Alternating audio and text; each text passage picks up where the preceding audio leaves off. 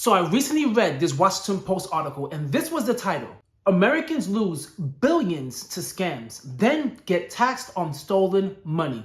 What the is that? I read that article and my mind was blown. There was someone in the article by the name of Judith that she lost, dig this, $500,000, and in the end, she needed to pay $180,000 in taxes. And you may be thinking, how in the world do you have to pay $180,000 in tax even though you were scammed?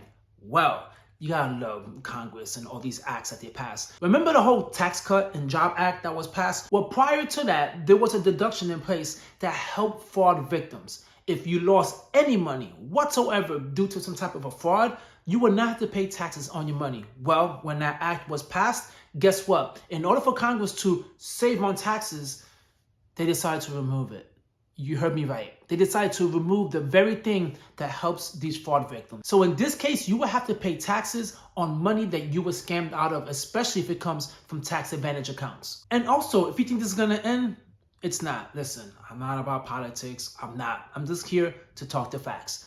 Trump actually said he is willing to extend this. So if you think that this is going to get removed, it's not. The opportunity for you now to have to pay taxes on money you were scammed out of, it can continue. And when I read the story as well, the most devastating part of it is this. Not just simply the fact that, you got scammed out of your retirement money and now you have to pay on taxes. It's the fact that she lost $500,000. So now she was living comfortable, and now half of her retirement funds are gone.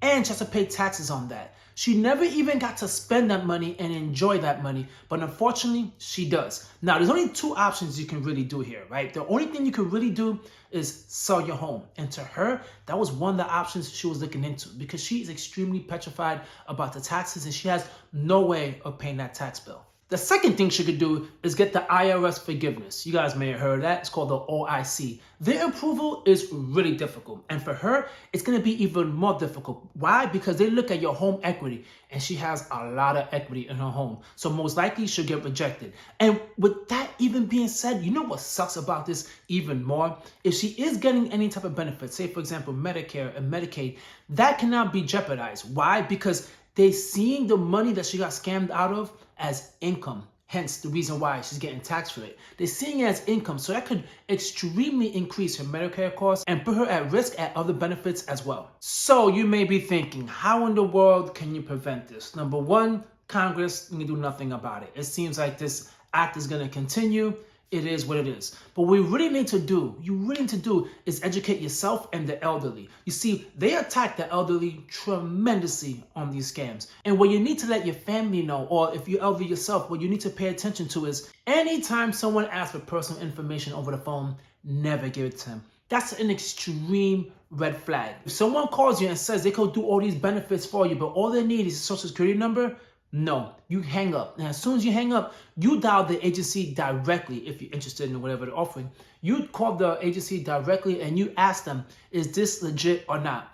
9 out of 10 times, it's not. No one's just going to call you over the phone and say, I'm going to give you this great deal.